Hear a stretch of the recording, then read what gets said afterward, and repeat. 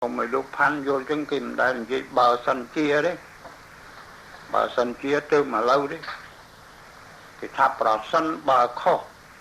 Ta đắc chia mới vừa chơi gì vì cả tê cả ta. Đối với mà là gì vì ngày muốn tháp rõ sân bờ chia bạc. Còn nóc ta nẹ dụ được thế. Ở lúc nhôm chụp bẹn nẹ mùi rồi riêng.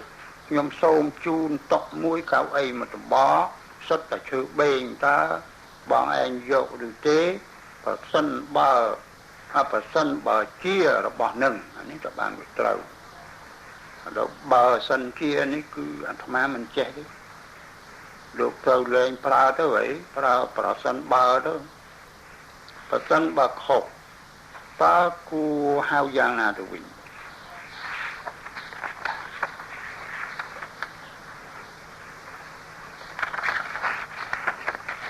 trongนั้นលោកយល់ដូចជាត្រូវហើយប៉ុន្តែវា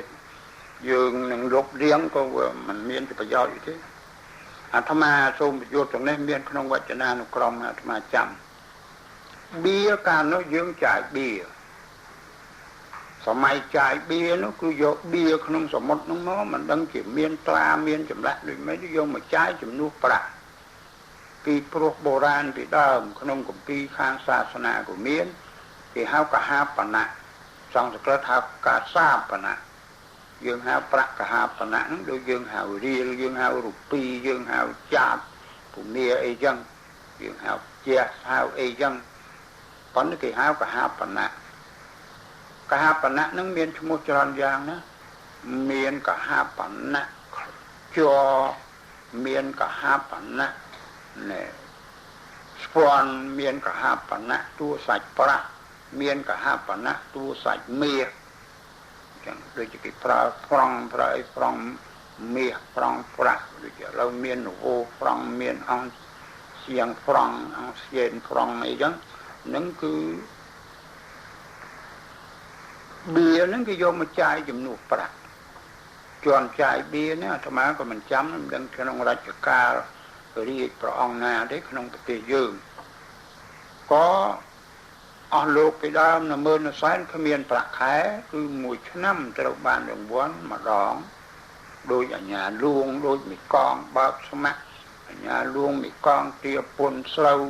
អាញាលួងមីកងពុនទាកត់តំណាំអីស្អីយកពុនពីរាជនោះនឹងគឺមួយឆ្នាំត្រូវបានម្ដងប៉ុន្តែនឹងមិនយកមិននិយាយពីអ្នកដែលត្រូវទទួលរង្វាន់មួយឆ្នាំបើកម្ដងបានជាបុរាណហៅបៀវត្តវត្តស័កឬវត្តសារៈនឹងប្រែថាឆ្នាំពាក្យសំស្ក្រឹតវាคล้ายមកខ្លះបាលីហៅសង្វចរៈហើយសំស្ក្រឹតហៅវត្តសារៈឬវត្តស័កវត្តស័កដូចពាក្យថាវស្សាអញ្ចឹងគឺឆ្នាំ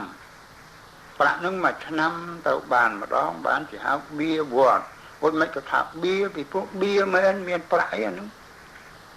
ចុះដល់ឥឡូវវាអស់ចាយបៀទៅពាក្យនឹងវាក៏ជាប់មកយកប្រាក់យកការហ្នឹងជាជំនួសបៀហ្នឹងទៅក៏ពាក្យហ្នឹងវានៅជាបៀអញ្ចឹងនៅជាបៀអញ្ចឹងចុះឥឡូវប្រាក់ខែប្រាក់ថ្ងៃប្រាក់ខែបើយើងហៅថាមាសសិច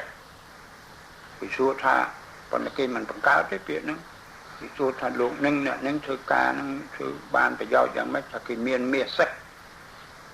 ចាំថាមាសសិចអីបើប្រាក់ខែងាយឆាសងំចុះបើប្រាក់ថ្ងៃគេថាទីនិកគឺប្រាក់ដែលបានរាល់ថ្ងៃបានជាពាក្យនេះក៏ប្រើឥឡូវគេថាអ្នកទីនិកនោះគឺមនុស្សគឺ journalier គេថាទីនិកមកពីទីណាប្រែថាថ្ងៃហើយទីកាត់បច្ច័យនេះចូលមកសុភិកនោះមកទៅជាទីនិកប៉ុន្តែបើឲ្យត្រូវគេថាទីនិកតែបាត់អំណាច x នោះវានៅចុងត្រូវ x ទៅជា e ពាក្យណាខ្លីឲ្យទៅជាវែងប៉ុន្តែថាដែលហៅស្រួលមកគេហៅទីនិកទីនិកបើ